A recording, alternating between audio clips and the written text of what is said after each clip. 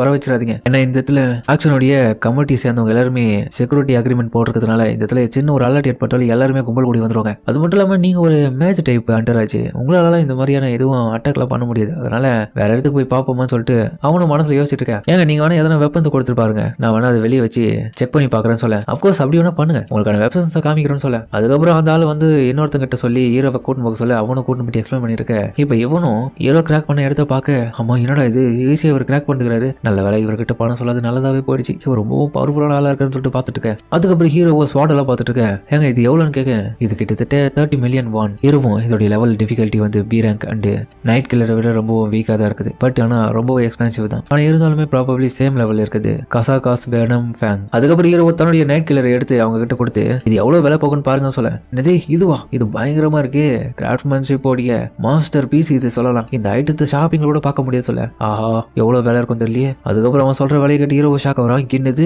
100 million கிட்ட ஆகுமா, ஆனா ஷாப்பிங்ல பார்த்தா மில்லியன் கோல்டுல காமிச்சிச்சு, 2.8 மில்லியன் கோல்டு கிட்ட காமிச்சிச்சு. அதுக்கப்புறம் ஹீரோவை பார்த்துட்டு இருக்க.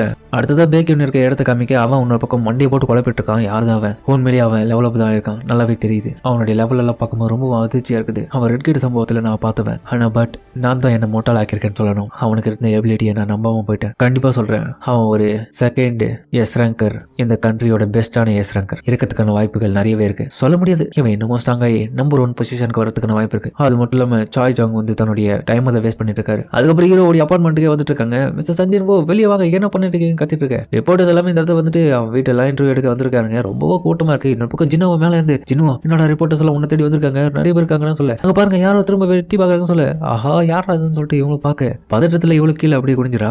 நான் வேணா வெளியே போயிட்டு இவங்க கிட்ட இந்த மாதிரி வராதிங்க சொல்லிட்டு வரட்டா. டே போவதுரா, வெளியே போனா ஒன்னு அப்புறமா பசிக்கு நசிக்கிடுவானுங்கடா. எந்த விதமான கமெண்ட்டும் கொடுக்க வேண்டிய அவசியம் இல்லை, நீ இதே இடத்துல இரு பாத்துக்கலாம், யார் வெளியே இருந்தாலுமே நீ அவங்கள பத்தி கவலைப்படுத அப்படின்னு பேசிட்டு இருக்க. திடீர்னு கதவு தட்டுற கவுண்டு கேட்டுட்டு பயப்படாவே. ஹீரோவும் கண்டிப்பா ரிப்போர்ட்டர்ஸ் தான் இருக்கணும், என்னோட டோரியும் தெரிஞ்சுக்க நீ இடத்துக்கு வந்துட்டானுங்களாம், அவங்கள சும்மா விட மாட்டேன் பாரு. சின்னவும் வேணாண்டா ஜின்வோ. அதுக்கப்புறம் கதவு திறந்து உங்களுக்கு வேலை வெட்டியால ஏன் டிஸ்டர்ப் பண்ணீங்கன்னு கேட்க. ஜின்வோ தான் வந்து என்ன மன்னிச்சிருங்க, என்னுடைய அப்பா வந்து என்ன வீட்டை விட்டு தோத்துட்டாரு.